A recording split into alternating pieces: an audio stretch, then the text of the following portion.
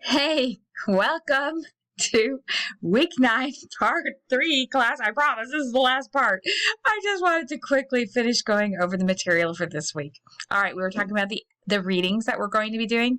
The Myth of Race by Agustin Fuentes, and he's a professor of anthropology and sociology, I believe, and he talks about some of those things that we were talking about earlier in part 1 of this video, and maybe even some in part 2, where we're talking about how race has been defined by a social construct, and there's really no scientific or biological or even appearance-based definition, really, when you look at the whole spectrum of colors that are out there and the intersection of colors among people from quote-unquote socially constructed different races or different geographical locations or even different ethnicities.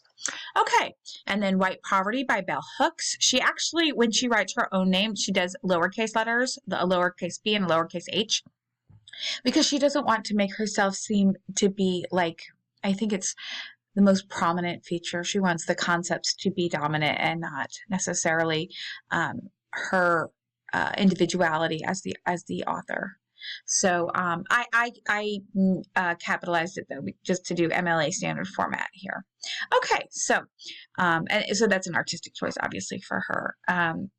Racial segregation in the United States, that's the Wikipedia article we talked about, where you only have to read in detail or in depth 2 sections of it, but it can give you a broad overview, so you understand the historical context of many of these systems and social constructions over time in America, and you may want to be using that background in the essay that you're writing next week, essay 3, which you need to make sure you do, right? Because it's another 25% of your grade.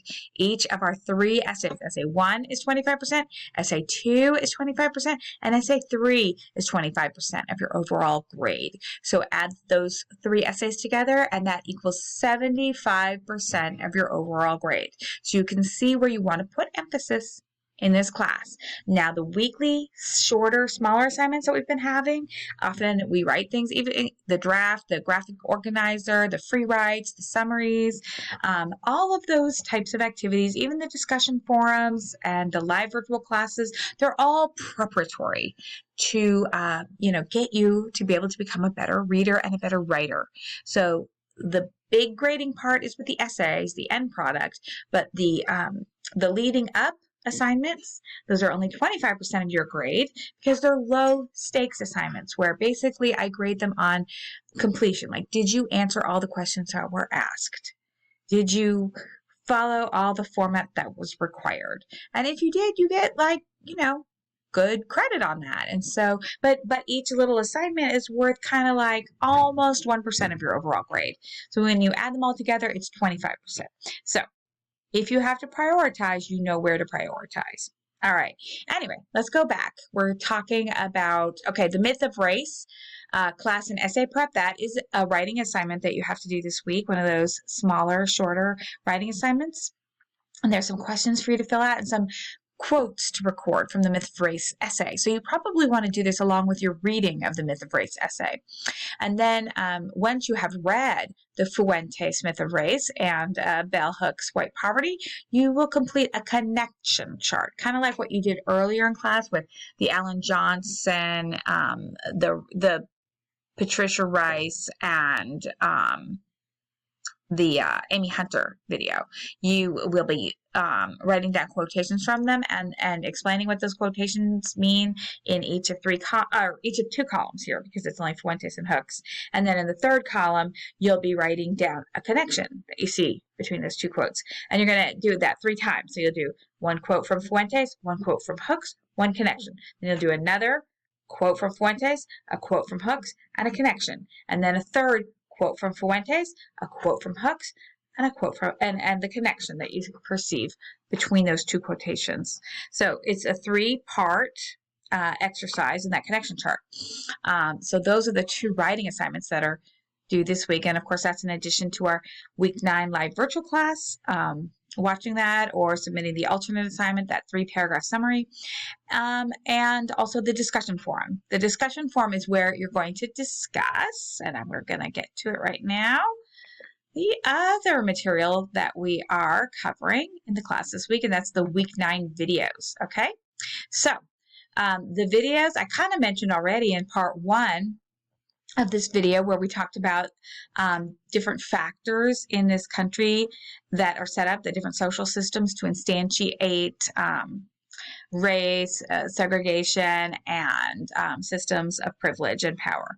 And so one of those systems is covered here in the Housing Segregation and Redlining in America, A Short History. That is a video. It is an episode of NPR Code Switch, that Code Switch series.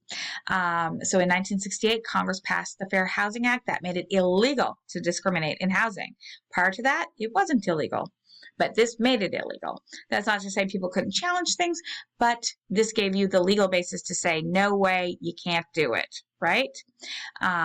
So Gene Demby of NPR's Code Switch explains why neighborhoods are still so segregated today. Because if it's not legal to do that, how does it still happen, right? I mean, how do we still get neighborhoods that tend to be broken up by either skin color or race or something, right? And this video will kind of examine the factors that go into play there. And again, remember how we talked about how we come together, unite, and break down these structures that create these artificial differences. How do we do that? Well, we have to examine how they are created and how they are continued and maintained. And if we understand those things, that's the first step we have to take to be able to dismantle them and to put better systems in place. All right. And the HOLC map of Trenton, that is kind of showing, it's not a video, but it's a map that illustrates what the NPR Code Switch video discusses, okay, in terms of Trenton and certain neighborhoods and areas there. So that might be interesting for you to look at, especially if you're from Trenton or familiar with Trenton. You can see if you identify with some of the things that are on the map there. All right, and then we have school segregation, and that is from a very popular show on HBO called Last Week Tonight with John Oliver. And this one is going to examine public schools and how they are divided by race and class, even though in the 1960s, you remember there were the Civil Rights Act was passed, and schools were desegregated by law. They had to have children bused from certain neighborhoods to other neighborhoods, and it kind of redistributed the quote-unquote racial populations throughout the schools.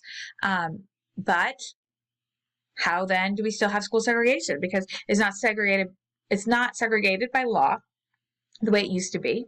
And we put policies into place to desegregate, yet still sometimes you'll walk into that school and you'll see all one shade of person, right? How does that happen? That's not statistically possible, right? In our society, because I guess unless you live in a place that's 100%, or 99% one shade, how does that continue? Like a state or, I don't mean like a particular neighborhood, because that's what it's going to address, is how those neighborhoods feed into those schools. And then that goes back to Amy Hunter and the lucky zip codes. And that goes back into the wealth that people have and the education they get, which brings the job, which brings the wealth, which brings the neighborhood, which brings the school. So there you go. Get you to start thinking. All right, and how do we dismantle that? And then we're gonna watch a conversation with the police, which is from a series of discussions or conversations that Emmanuel Achos put together called Uncomfortable Conversations with a Black Man.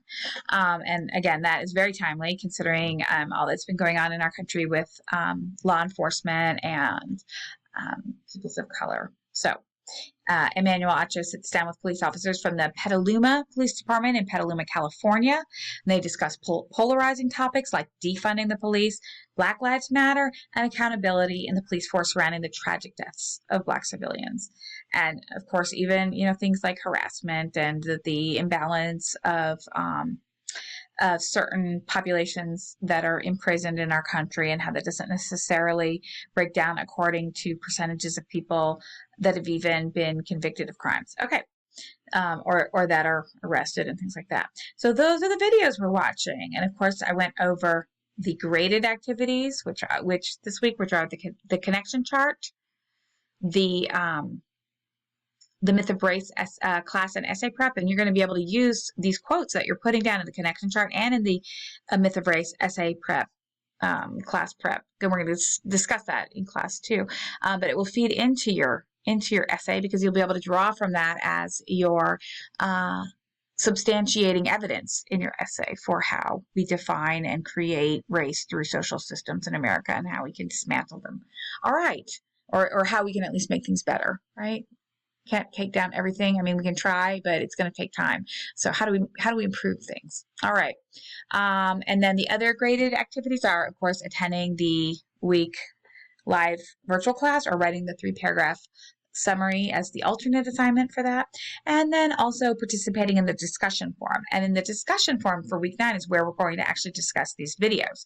You're going to share some moments, kind of like what you did last week. You shared a moment from the Ben Hurst video. Well, this week you'll share moments from these videos, moments that were either eye-opening or educational or surprising to you, or maybe you were confused by them, anything that you'd like to share with us, okay? You can provide a quote from the video and then explain what you're taking away from it. And then, of course, we have those 2 feedback posts to each other, and there we can engage in a conversation that way. And we can also discuss them in upcoming class sessions, and then you'll use them in your essay, right? You may refer to them. I mean, you can choose. You have the ability to. So that is class this week. I'm very excited to dive into some more really thought-provoking topics and readings and videos and discussions with all of you. I can't wait. All right. Thanks, guys. Thanks for listening. Thanks for hanging on this long, and good luck with everything. Bye. Until next time.